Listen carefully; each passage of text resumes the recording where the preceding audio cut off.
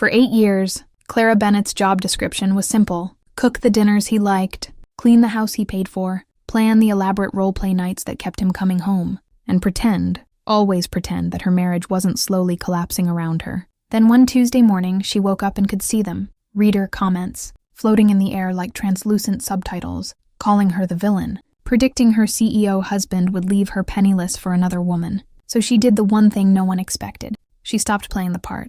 The first comment appeared while she was making coffee. She was standing at the kitchen counter, the espresso machine hissing, when the text bloomed in the air above the French press. Pale blue, translucent, like a reflection in a window that wasn't there. God, this ex-wife is so pathetic.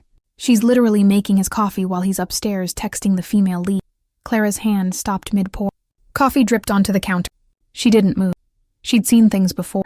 Flashes, shadows, the kind of visual noise you get when you're tired and stressed and haven't slept through the night in 3 weeks. But this wasn't a shadow. This was a sentence, with brackets, and a username flickering at the edge. Something, just out of focus. The comment was still there. She reached. Her hand passed through it like... No static, no cold, no residue. Just... The comment faded, like ink dissolving in... Clara stood in the kitchen for a long time, the coffee getting... She told herself it was a migraine, tiredness, 2 glasses of wine... But the part that had written 3 pages of a letter 6 years ago and never...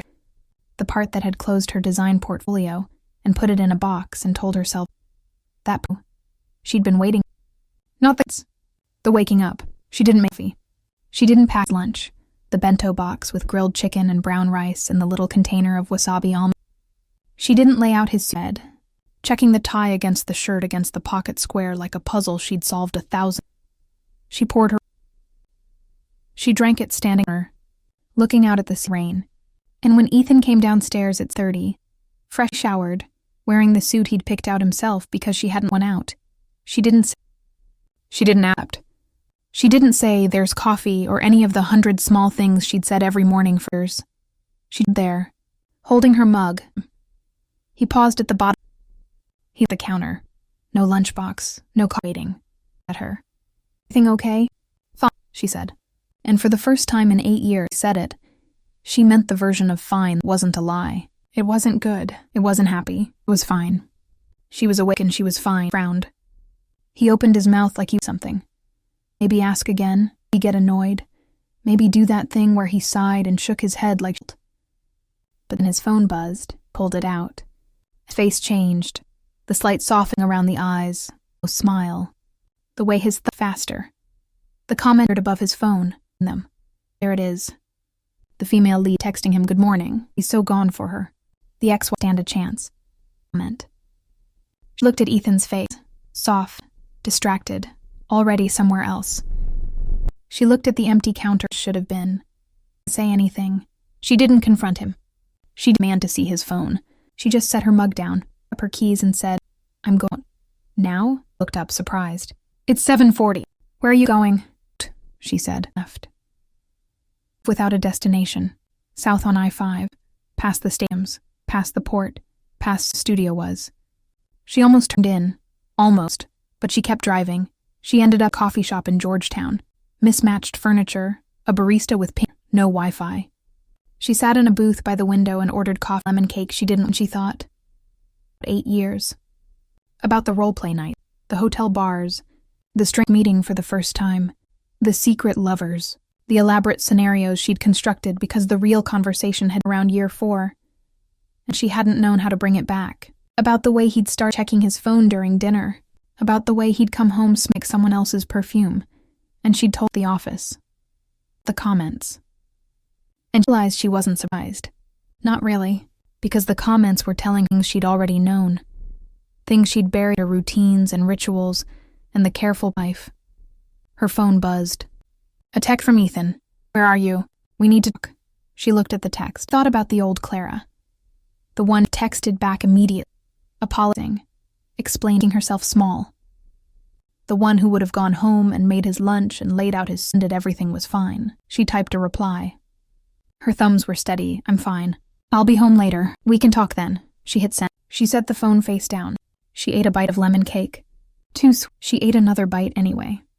The been quiet since she left the house. She only appeared when he was around. If they were tied to him, or to the marriage, or to the version of herself that had fully disappearing for, she didn't know. But she knew one thing: she was going back. Not to coffee, not to the lunches, not to the role nights, not to the pretending. The comment called her the ex-wife, the villain, who didn't stand a chance. But they'd given her something they did. A mirror. And for the first time in 8 years, Clara Bennett at herself and not looking away. She finished the cake. She paid. She got in her car. She didn't drive home. She drove to Dana's studio. For 8 years, Clara Bennett's job description was simple. Cook the dinners he liked, clean the house he paid for, plan the elaborate role-play nights that kept him coming home, and always pretend that her marriage wasn't slowly collapsing around her. Then one Tuesday morning, she woke up and could see them. Reader comments, floating in the air like translucent subtitles, calling her the villain, predicting her CEO husband would leave her penniless for another woman. So she did the one thing no one expected. She stopped playing the part. The first comment appeared while she was making coffee. She was standing at the kitchen counter, the espresso machine hissing, when the text bloomed in the air above the French press, pale blue, translucent, like a reflection in a window that wasn't there. God, this ex-wife is so pathetic.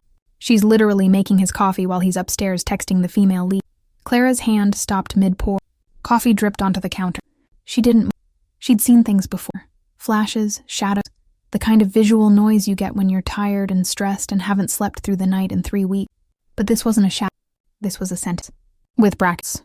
And a username flickering at the edge. Something, just out of focus. The comment was still. She reached. Her hand passed through it like smoke. No static, no cold, no residue. Just. The comment faded. See. Like ink dissolving in. Clara stood in the kitchen for a long time, the coffee getting. She told herself it was a mine. 2 glasses of wine. But the part that had written 3 pages of a letter 6 years ago and never.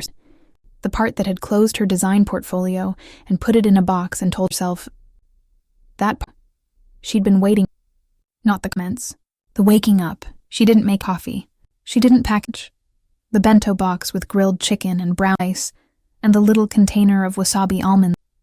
She didn't lay out his head, checking the tie against the shirt against the pocket square like a puzzle she'd solved 1,000. She poured her coffee. She drank it standing there, looking out at the scene.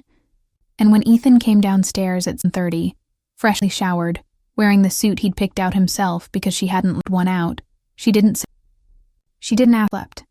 She didn't say coffee, or any of the 100 small things she'd said every morning for years. She stood there, holding her mug at him. He paused at the bottom. He looked at the counter. No lunchbox, no coffee. Looked at her. Okay? Fine, she said. And for the first time in 8 years she said it. She meant the version of fine that wasn't a lie. It wasn't good. Wasn't happy. It was fine. She was awake, and she was fine. He frowned. He opened his mouth like he would say something. Ask again. Maybe get annoyed. Maybe do that thing where he sighed and shook his head like shit. But then his phone pulled it out. Face changed. The slight sawing around the eyes. Almost smile. The way his faster. The comment appeared above his phone. The female lead texting him good morning. He's so gone for her. The ex-wife and a chance. Looked at the comment. His face. Distracted. Or else. She looked at the empty counter his lunch should have been. Anything. She didn't confront him. She began to see his phone. She just set her mug down, picked up her keys, and I'm going out. Now? He looked up, surprised. It's 7:40. Where are you going? Out, she said, and she left. She drove without a destination, south on I-5, past the stadiums, past the port, past Sodio was. She almost turned in. Almost. But she kept driving. She ended up at a coffee shop in Georgetown, mismatched furniture, a barista hair, no Wi-Fi. She sat in a booth by the window and ordered coffee cake she didn't want, and she thought. She thought about 8 years. About the role-play nights, the hotel bars, the strange meeting for the first time, the secret lovers, the elaborate scenarios she'd constructed, because the real conversation were around year 4, and she hadn't known how to bring it back. About the way he'd started checking his phone during dinner, about the way he'd come home smelling like someone else's perfume, and she thought it was just the office, about the comments. And she realized she was surprised. Not really, because the comments were her things she'd already known. things she'd buried under routines and rituals and the careful being a good wife. Her phone buzzed. A text in. Where are you? We need. She looked at the text. She thought about the old Clara, the one who'd have texted back immediately, apologizing, explaining herself small. The one who would have gone home and made his lunch and laid out his suit. Everything was fine. She typed a reply. Her thumbs were steady. I'm fine. I'll be home later. We can talk then. She hit send. She set the phone face down. She ate a bit of lemon cake. Too sweet. She ate another bite anyway. The comments had been quiet since she left the house. She only appeared when he was around. If they lied to him, or to the marriage, or to the version of herself that had for 8 years, she didn't know. But one thing, she wasn't going back. Not to coffee, not to the lunches, not to the role nights, not to the pretending. The comments had called ex-wife, the villain, who didn't stand a chance. But they'd given her something, a mirror. And for the first time in 8 years, Clara Bennett was herself and not looking. She finished the cake. She paid. She got in her car. She didn't drive home. She drove to Dana's studio. James Whitfield's office was on the 32nd floor, with windows that looked out over Puget Sound and the gray November sky. He was in his 50s, silver-haired, calm, the kind of man who'd seen every version of marital collapse and was no longer surprised by any of it. He read the prenup twice. Then he set it down and removed his glasses. Clara, I want to be straightforward. This agreement is not good for you. She'd known it would be. She'd signed it at 26, in love, living in a rented apartment with a man who'd just quit his job to start a company that might not exist in a year. The prenup had seemed like a formality, something his lawyer insisted on, something she'd signed without reading carefully because she'd trusted him, because she'd thought love was enough. The core issue, James said, is that the agreement defines almost everything as separate property. His business, his investments, any appreciation on assets he brought into the marriage, all separate. What's left as marital property is essentially the equity in the house and whatever's in the joint checking account. His stake in Meridian? Explicitly excluded. Even the growth during the marriage is excluded, based on Section 4. How much is the house worth? Zillow says about 1.4. Mortgage balance? $420,000. So roughly $1 million in equity. Half of that is yours potentially. But the prenup has a clause, Section 7, that caps spousal support at $2,000 a month for no more than 18 months. And given that you've been out of the workforce for 8 years, a judge might adjust that, but the prenup is strong. He had independent counsel. You did not. I didn't have a lawyer when I signed it. I know. That's your best argument for challenging it, but it's an uphill battle. Washington is a community property, but prenups are enforceable when properly executed. This one's. He let it. Clara looked out the window at the end. A ferry moved slowly across the water, tiny from night, carrying cars and people to somewhere else. So what do we get? If we don't challenge the prenup and negotiate within its terms? Maybe $600,000 from the house equity. 18 months of spousal support at maybe $3,000 a month if we push. Call it $650,000 total. Before taxes, before my fees, $650,000. It sounded like a lot. It's a lot. But it wasn't 8 years. It wasn't the design career she'd put on hold. It wasn't the woman she'd being. It wasn't the fact that the man she'd married was now worth $300 million, and she was walking away with less than one. Challenge it? We can try. But I want to be honest about the odds. It'll be 30%, and it'll be expensive, ugly, and take a year or more. He'll fight it because if the falls, community property laws apply to everything earned in marriage, including Meridian's growth. That's potentially $50 million or more. He will spend whatever it to prevent that. She nodded. She was calm, like she'd been falling for a long time and had found. And he was here. It wasn't his bend. It was bad, but it was real. Okay, she said. What do? We gather every financial document you can access, and we figure out what you actually need, not what you want. What you need, start over. She left his office at 3:30 and went to Dana's studio. Dana was in a meeting, but her Sarah in. She sat in the lobby and looked at work on the walls, branding local restaurants, packaged coffee roaster, a website clinic. It was work, real work that mattered. She hadn't designed 3 years. Dana found her there, staring at bag design. Hey, you okay? Can I ask you something? Anything. That freelance thing you mentioned. The coffee roaster who needs branding. Is that still available? Dana's face changed, a slang around the eyes. The look of someone who'd been waiting a very long. It's available, Dana said. I was holding it just in case. She went home that evening and opened her old laptop. The software was still installed, 3 generations old, but it still worked. She created a new file. She stared at the canvas for a long time. Her hands felt rusty, like a piano player hadn't touched keys in years. But then she started. Just shapes, just playing. Something shifted. The tightness in her chest loosened. The noise in her head quieted. For the first time in months, she wasn't thinking about Ethan or Maya or the comments or the prenup. She was thinking about negative space and font pairings and whether a warm brown or a more like coffee. It worked until 1 a.m. Ethan found the next night. She'd been there for thrashing when he came home. He stood in the doorway and looked at her, at the laptop, at sketches scattered across the table, waiting for him. What is all this? Work. What work? He said it like the one. You don't work. I'm doing a branding project. For a coffee roaster, he laughed. It wasn't a nice laugh. A branding project. Clara, you haven't designed anything in years. You think you... I called a lawyer, Ethan. The lied. The riot. He really looked at her. He could see the moment it landed. He understood this wasn't a phase. That she wasn't going to snap back to the woman who apologized for having feelings. That something... and it wasn't going to break. A lawyer, he repeated. Whitfield. I saw Thursday. Why didn't you tell me? Because I wanted to understand before I had this conversation. Your situation. He was pacing now. You make it for getting divorced, aren't we? The question hung but Ethan stopped pacing. He looked at her for a second, just a second. She saw other than anger. Maybe even grief. But it was gone before she could be sure, replaced by the mask he wore at the office. You're being irrational, he said. You've been under a lot of stress. Your imagination run away with you. Maya is a colleague, nothing more. And this design thing, this lawyer thing, a midlife crisis, all it is. There it was. The gaslighting, refined to its purest form. Not only was she fair, she was mentally unstable. Having a crisis. If she believed she'd doubt herself, she'd apologize, go back to being the wife who didn't. She didn't believe. I'm not irrational, Ethan. I'm not having a crisis. For the first time in 8 years, I'm awake. See what's been happening right in front of me. Her voice was steady. Her hand steady. You can call it whatever you want. I'm not going back to sleep. He stared at her, picked up his keys and his coat, out. The front door slammed, just slightly. Clara sat at the kitchen table by her sketches, breathed.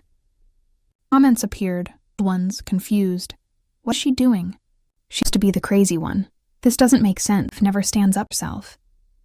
And then, slow and clear, a new one. Watch yourself one. She's not the anymore. She's clone buzzed. A text from Ethan. We need to talk. Oh. The text. At the comment. She looked at her sketch. The beginning of was hers. Entirely her. Nothing to do with being some wife. She texted back. Okay. Work. Closed the laptop and went to bed. For the first time in months, she slept through the night. He chose the restaurant, the Carlisle room, the same place on the receipt. She wondered if he knew. She wondered if he'd chosen it deliberately, as a power move, or if he was simply oblivious to the cruelty of it. With Ethan, it was hard to tell. Sometimes the cruelty was intentional. Sometimes it was just the natural byproduct of a man who'd spent 8 years not looking at his wife. He was already at the table when she arrived. He stood when he saw her, pulled out her chair, the kind of old-fashioned gesture he'd stopped doing years ago. She sat down without thanking him. You look nice, he said. She was wearing a gray sweater and black pants. Not nice. Normal. She didn't respond. The waiter came. They ordered. Ethan ordered a bottle of Cabernet, the expensive kind. Clara asked for sparkling water. When the waiter left, Ethan leaned forward. Clara, I want to start by saying that I'm sorry if I've made you feel... Are you and Maya together? He stopped. The prepared speech died on his lips. He opened his mouth, closed it, took a... That's... Are you and Maya together? Yes or no? He looked at her. She could see him calculate, weighing denials against admissions, trying to find the version of the truth that would cost him the least. He was very good at that. It was, in many ways, the core skill that had built Marie. Not physically, he said fully. Not yet. There are feelings on both sides. It's been building for... When? Clara? Since when? He sighed. About a year. Maybe a little more. A year. A year of late nights and working dinners and product teams. A year of her sitting at home, planning role-play scenarios to keep a marriage alive that had already been dead for 12. A year of him coming home smelling like someone else's perfume and telling her it was just... She felt something she hadn't expected. Not anger, not sadness, a strange cold clarity. Like looking at a painting from a distance and suddenly seeing the whole position, the way all the pieces fit together, the way she'd been willfully. "Okay," she said. "I want a divorce." Flinched. It. She said it. The words she'd been circling weeks. The words the comments had been predicting since the first morning. And now that they were out, they didn't feel like a bombshell. They felt like a door opening. Like fresh air. They talked for 3 minutes. It was the most honest conversation they'd had in years, and it was about ending things. He offered the house. She could stay until place. He offered financial support. He was being reasonable, generous even, by the standards of a man worth $300 million who was leaving his wife for a week. But Clara could see the math behind generosity, the prenup, up on support, the way every offer was structured to minimize his exposure while maximizing his narrative as the reasonable. Compassionate husband. She didn't argue. She said she'd have her everything. Half her salad. Drink the wine. When it came, he paid. She didn't offer to split it. She drove home in the rain. The comments were quiet during the drive, unusually so, as if even they understood that something shifted. She parked in the garage, in the car for a minute, The house felt different, larger, emptier, like a stage play has ended. She walked through the living room, the hallway, touching things, the mantel, the kitchen counter, the frame of a liked. 8 years life in this house, and it all up to the attic. I don't know why. It was a place she went often, mostly storage, Christmas decors, old luggage. Something pulled her up there, something she couldn't name. She moved a stack of boxes, put it in the back corner, drop cloth. A cardboard box with her maiden name in Sharpie. Stairs. On the living room floor. She opened it, inside, college portfolio. A stack of sketchbooks. A framed photograph of Ethan at graduation. 22-year-old, smiling, him in a borrowed suit. Made herself. A stack of letters written but never sent. And at the bottom, a manila envelope with a date. March 14th, 6. She opened it. A single sheet of her handwriting. "I think I'm disappearing." That was the first line. She read the whole thing, 3 pages, front and back, written in a single sitting. The kind of letter when you're in so much pain, you can't think of anything else, but you can't say it out loud because the person you need to, who is the one causing it. Written about the silence. The way asking about her day. The way she'd started planning elaborate dinners and roleplay scenarios, not because she wanted to, but because she was terrified that if she stopped performing, her entirely. She'd written about the night she'd found a text from a named Sarah on his phone, years before Maya, and how herself it was nothing. How she'd deleted it and never mentioned it because mentioning it would mean it was real. She'd written about the day she'd closed her design portfolio and put it in a box and herself she'd come back to it soon, and how soon had become sick. She read it all. And read. Something happened. The comment. They'd been there for weeks. Footing text. Reader voices. Others judging her life. But as she read her own word, written in her own handwriting, from a version of herself that had known the truth long before the floating text, she understood. They weren't strangers. They were her. Every comment. Every voice. Every prediction and judgment and it was all her. Her own mind. Speaking to her in the only language she'd been able to hear. She was a woman who'd consumed hundreds of audiobooks and web novels, who'd lived inside other people's stories because her own was too painful to look at. And subconscious had done what it always did, wrapped the truth in a narrative. It had turned her pain into a story and comments and a plot. Process. The ex-wife, the comments hated, version of herself she'd become. The woman who'd sacrificed for a man who didn't see her. Female lead was everything she'd lost. Ambition, a life of her own. The male lead was Ethan, yes, but also the idea of a man who would choose her, who would stay. And a watcher Joe one? Or that had been awake all along. Part that had written the letter 6 years ago. The part that had never stopped knowing. The comments didn't disappear. They were still floating in the air above the letter. But they were different now, like an attack. Her. She put the letter down. She wiped. She hadn't realized she was crying. She took a deep breath. Her phone buzzed. An email from James Whitfield. Ether had sent over the initial divorce bill. James's note was brief. "The numbers are worse than we expected. He's lowballing you on the house and capped at the prenup minimum. Also, I've heard from a mutual contact that he's been telling people you're going through time and seeing it's her. He's building a narrative. Clara, to move fast. She yelled twice. Then she looked at the portfolio. Her portfolio, full of work she'd made when she was 20 and believed she could be anything. The comments were shifting. Old voices fading. New ones appearing. Watcher 01. Wait, I get it. She never was. Character realizes she's free. Picked up her phone. She texted Dana. That coffee roaster project. I'm in. Send me the brief. Then she opened her laptop. She created a new project file. In the project name, she typed one word, myself. She saved it. She opened a blank canvas. And she started to draw.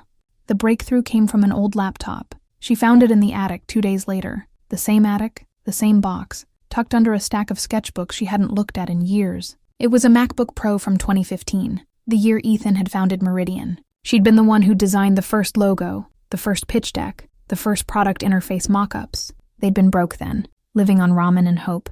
And she'd done all of it for free because it was their dream, because she believed in him, because she'd thought we meant something. The laptop still worked. The battery was at 12%, but it turned on. She plugged it in and started digging through old files. There it was, a folder labeled Meridian Early. Inside, the first logo concepts. 3 versions, all hers, dated January 2015. The original pitch deck, with her design work on every slide. Product wireframes, user flow diagram. A brand guide she'd written, 12 pages, defining everything from typography to tone of voice. She'd forgotten how much of it was hers. She called James. I need to show you something. He came to the house that evening. Unusual. But she'd told him it was important. He sat at her kitchen table and went through the files while she made coffee. He was quiet for a long time. Then he took off his glasses and rubbed his eyes. This is significant. How significant? If this work is yours, and the file metadata, the creation dates, the version history all suggested, then you have a potential claim to early intellectual property contribution. Not ownership of the company necessarily, but a claim that your work was foundational to the company's value, and that you were never compensated for it. Can we use it? Here's the thing. Meridian is closing a Series C. 6 weeks, maybe 8. If we file a claim asserting your IP contribution during the due diligence period, it creates risk. Investors hate risk. It could delay the round, reduce the valuation, or, in a worst case, scuttle it. I don't want to scuttle it. I know. That's not what I'm suggesting. But the threat of it, that's leverage. Real leverage. The kind that makes a prenup look like a... Paused. I need this. This is aggressive. He'll see it as a nuclear option. Ugly. I've already been James. I've been the crazy ex-wife, the gold digger, the woman who can't let go. I'm done being those ugly. He nodded. Okay, then we do it my way. We don't file anything yet. We send a letter.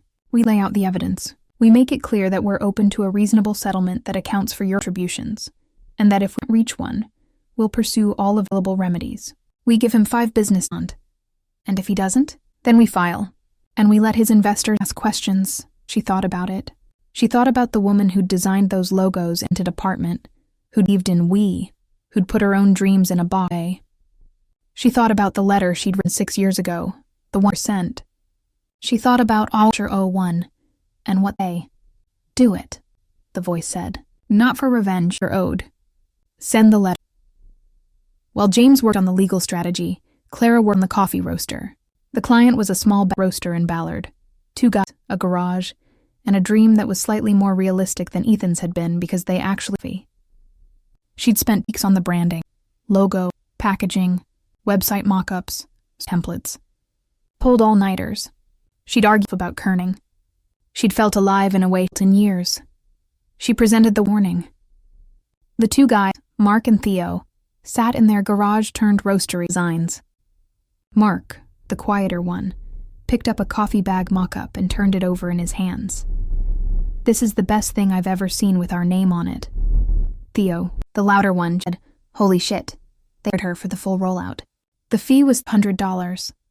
Less than Ethan spent on a single bottle of Carlisle Room. But when the money hit her check account 3 days later, she stared at the notification for 5 minutes. $3,500 earned by her for work she'd done with her in her own mind. She transferred savings. Could. Maya Torres, Tuesday afternoon. Clay's the number. She almost didn't answer. But something, maybe the comments, maybe her own intuition. Pick up. Clara? This is Maya Torres. If you know who I am, I know who you are. A pause. I think we could meet in person. I think you should know. They met at a coffee shop, Fremont Neutral Territory. Maya was exactly as she'd appeared on LinkedIn, sharp, composed, wearing a blazer that probably cost Clara's freelance fee. But in person, there was something else. Tension around the eyes, a slight trend that held her coffee cup.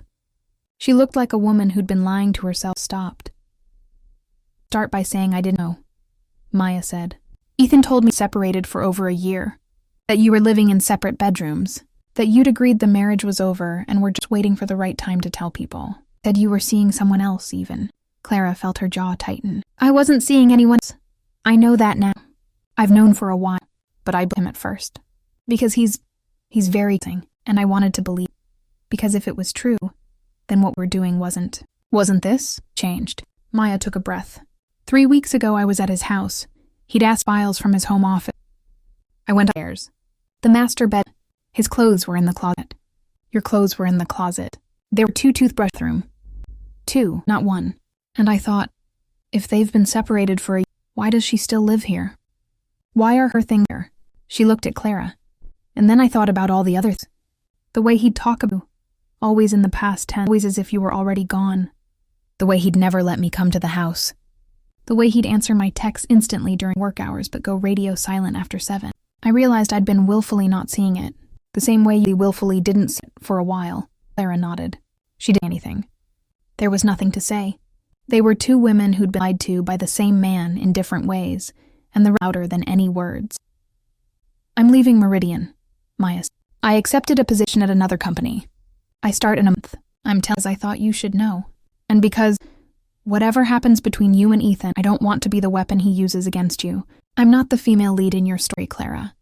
And neither are you the villain. He's just a man who made choices. That's all. She left a 20 on the table for the... She walked out without looking back. Clara sat there for a long... watching the rain streak the wall. The comments were quiet. Then one appeared, simple and clear. Watcher, woe one. He's not your enemy. Never was. Ethan called that night. His voice was different. Tight. Voice he used when a deal was falling apart. What is this letter, Clara? Intellectual... Are you serious? Very serious. You're going to destroy the company? Over what? Some logo drew 10 years ago. I'm not going to destroy anything. I'm asking for what I'm owed. You built $1 billion company on work I did for fun. Work I did because I loved you. Because I believed in us. And now you're trying to give me $600,000 that I'm crazy. I don't think that's fair. You're being, don't say irrational. Don't say emotional. Having a crisis. I'm being fake, Ethan. I'm being the woman you married. The one who was smart enough to design your pitch deck and your entire brand identity. You just forgot she exists. Allowance. Then later. What do you want? I want to talk. Not through lawyers. You and me. This time we talk about what I want. Not what you're going to give. Another pause. Okay, when? Thursday. 2 o'clock. My lawyer's office. He'll be in the room and so will yours. Conversation is ours. She hung up. She set the phone. She looked at the roaster logo on her lap, one she'd designed. The one that was hers. The comments were lighting, dozens of them. Oh, she did it. Wait, is the wife winning? This is not started reading. And at the of it all, slow and steady. Watcher, R01. She's not winning again. She's winning herself, Clara smiled. She opened her email. She wrote to Dana. Can you send me the award submission form? I think I want to enter the coffee roaster work. Then she went back to designing. The conference room on the 32nd floor was the same one she'd sat in 2 weeks earlier, but it felt different now. Then she'd been the client, the nervous wife, the woman who didn't understand legal documents. Today she was the negotiator. She'd read every page of the prenup, every line of the financial disclosure, every email James had sent. She knew the numbers. She knew the timeline. She knew what she wanted and what she was willing to give up to get it. Ethan arrived at 2:05, 5 minutes late, a power move, or just the natural entitlement of a man who'd spent 8 years making his wife wait. He was wearing a charcoal suit, the expensive kind, his hair perfectly styled. He looked like the CEO of a company about to close a $300 million round. He did not look like a man who was losing his wife. Their lawyers shook hands. Everyone sat. Clara and Ethan at opposite ends of the table, their lawyers beside them. James opened with a summary of the IP claim, the logos, the pitch deck, the wireframes, the metadata. He was clinical, precise, devastating. Ethan's lawyer took note, his pen moving fast. When James finished, Ethan spoke for the first time. This is absurd. She did that work when we were dating. It was a labor of love. Everyone knows founders' spouses help out in the early days. You can't retroactively. Actually, James, you can, when the work is substantial, documented, and uncompensated. Which it is. All three, Ethan's jaw tightened. He looked at her. She held his gaze. She didn't lie. Can we? He asked. Just Clara and me. No lawyers. James looked at Clara. She nodded. 5 minutes, said. Then we're back in. The lift. The doors. Clara and Ethan sat alone at opposite ends of a $30,000 conference table with a view of Puget Sound and 8 years of marriage. What are you, Clara? I'm getting divorced, Ethan. The same. The IP claim. The letters. The aggression. This isn't you, isn't it? She leaned slightly. You married a woman who designed your entire brand identity for free because she... A woman who put her career in a box so you could build yours. A woman who wrote you letters she never sent because she was in pain and didn't want to burden you. That was me, Ethan. It's always been me. You stopped seeing her. He was quiet. She could processing. Try to find the angle, the argument, the way. He'd always been down. Always. You know I can fight this, he said. I can hire the best in the country. I can drag this out for years. You'll spend you have. And you'll spend every dime you have too. And while we're fighting, your Series C investors will be asking questions about the IP claim, and your valuation will drop. And maybe the round falls apart, and then you'll have spent 3 years and $20 million in legal fees to prove that your ex-wife's early work didn't matter, while the company you built on that work collapses around you. Is that the win you want? He stared at her. She'd never like this. Agreeable one, the soft one, the one who said, "You're right." But the woman across from him, that woman, she was the woman who designed his logos, the woman who'd written 3 pages about her own, never sent them. The woman who'd been up. What do you want? He asked. His voice was quieter now, less performative. 4 things. She held up one finger. 1, the house. I want you to be out at fair market value. 1 minus the mortgage. 700,000. Not the lawyer proposed. Second finger. 2, spousal support. 5,000 a month for 3 years. Not 2,000 for 18 months. I've been out of the workforce for 8 years. I need to rebuild. Third finger. 3, the narrative. You will call every mutual and tell them the truth. That the marriage ended because I fell in love with someone else. Not because I was unstable or difficult, or any of the other things you've been saying. You will not tell people I'm seeing a counselor. You will not tell people I'm having a break. You will tell them the truth. Fourth finger. 4, the IP claim.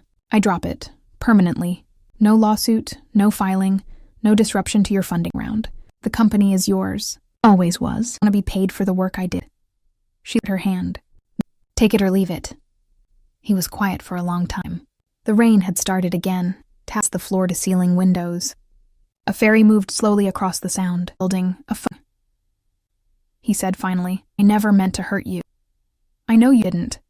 That's the worst part. You hurt me because you weren't paying attention. Because I was the background of your life, not the foreground. Notice because you never looked. Looked at her then. Really looked. And first time in years, she saw him. A 2-year-old kid in the borrowed suit. One who'd said we, and the one she'd fallen in love with. He was still in there, somewhere, under the suits and the funding rounds and the carefully narrative of his own success. But he was too far now. Too much had happened. The version of them that did in that rented apartment wasn't coming back. Okay, he said. I'll agree to the first 2. The third, I'll stop saying things, but I can't call everyone. You can. And you will. Because if you don't, I'll tell them. And my version has receipts. Small, almost imperceptible smile. You've changed. I haven't changed. Just stop pretending to be someone. The lawyers came back in. The deals negotiated, refined, written down. Ethan's lawyer pushed back on a few details. Standard practice, nothing substantive. James protected Clara's interests with the quiet ferocity of a man who'd been doing this for 30 years. By 4:30, they had a term sheet. By Friday, they'd have a full agreement. By the following week, it would be signed. Clara left the building and stood up, breathing the cold December air. The comments were everywhere, tons of them, being chaotic. Wait, that's it? No screaming? No courtroom drama? She got the house, and he has to tell the truth? That's a win. Promised a meltdown. Meltdown. This isn't the book. but I think this one better. And then, rising above the slow and watch her. She was never the ex-wife. She was Clara. The colors began to fade. Not all at once, one by one, like lights going out in a building at the end of the night. The cruel ones went first, then the confused ones, then the curious ones, until only Malner Watcher Zardo 1 remained, hanging in the air above the softly.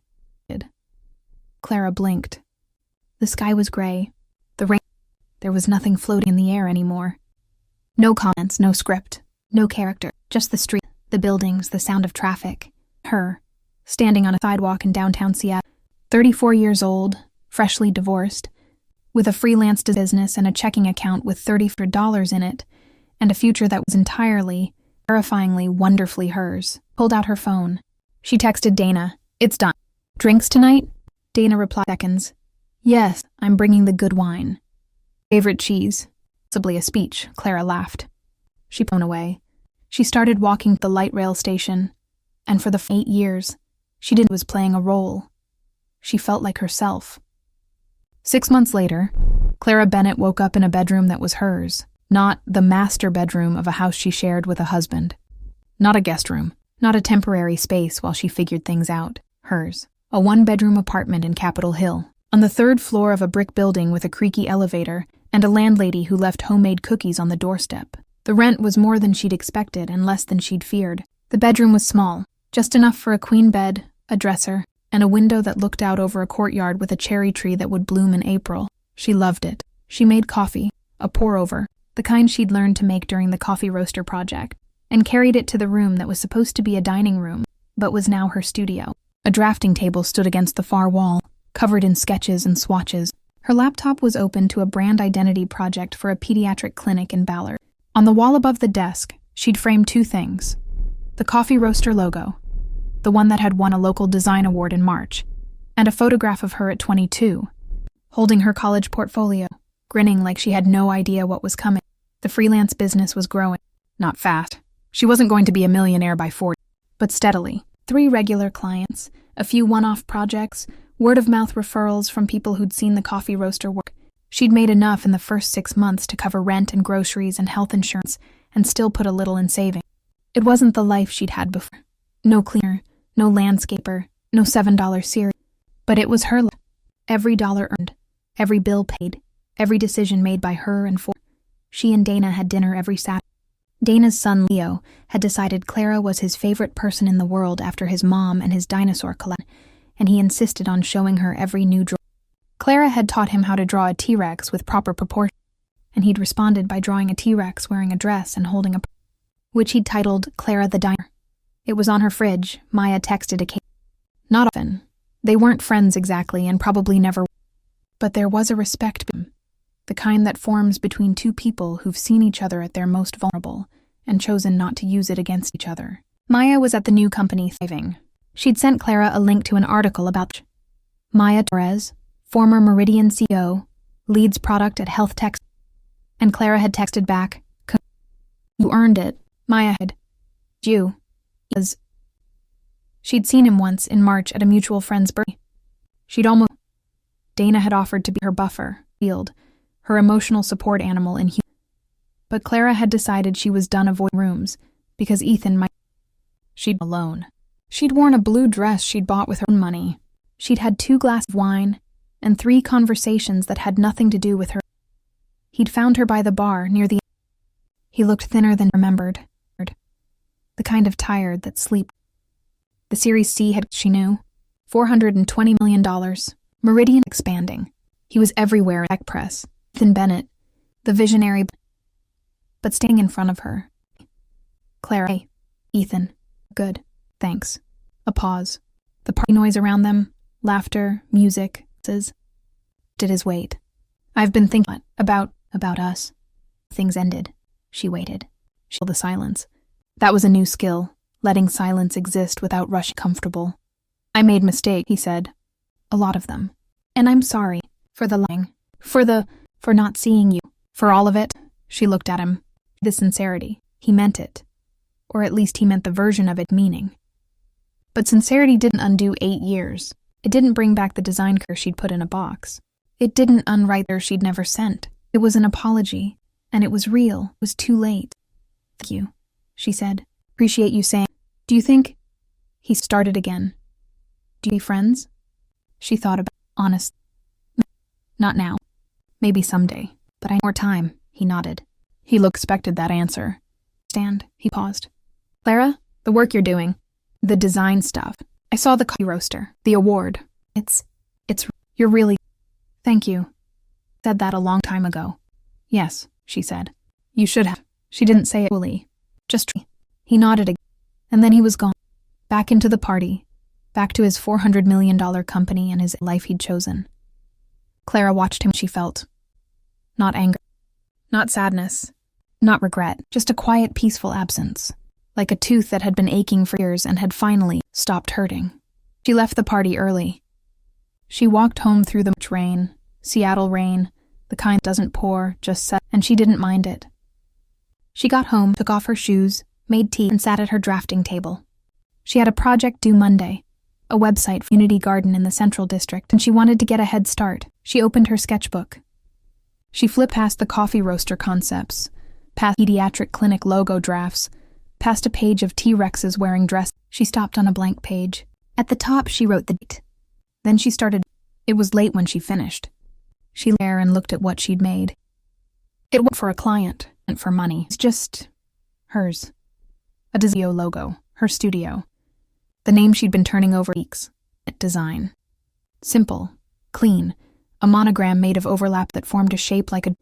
She looked at it. She liked it. She saved the file. She closed the laptop. She poured herself a glass of wine. Not the expensive kind, $12 kind from the grocery store. The kind she'd said it was hers and she liked it. She carried it to the small balcony off the room and stood in the cool night air, out over the rooftops of Capitol Hill. The city was alive below her. Cars. Music from a bar 2 blocks away. The distant freeway. The road stopped. The sky was clear, stars through the city glow. The woman she'd been a year ago. The one who'd woken up one Tuesday morning, you read her comments floating her, calling her the villain. Predict her husband would leave her penniless with her woman. She thought of roleplay, the $7 cereal, the receipt in the suit pocket, the lawyer's office, the old lap, the letter she'd never sent. She thought about Watchers 01, and the comments, and the moment she'd realized the truth had been her own all. She pulled out her. She opened the Notes app. She typed a line, the slogan for her new studio, and also, she realized, everything that had happened here. No more roles. Just me, she read it, smiled. A small the kind that doesn't audience. She saved the note. She put the phone away, finished her wine. She went back inside. She'd packing the dishwasher to herself. Looking forward tomorrow, to the community garden project, to Saturday dinner with Dana and Leo, to the cherry tree blooming in April, to all the small, ordinary, wonderful things that made up a life that was finally, completely, unapologetically hers. The house was quiet. No comments, no role to play. Just Clara. And that was enough.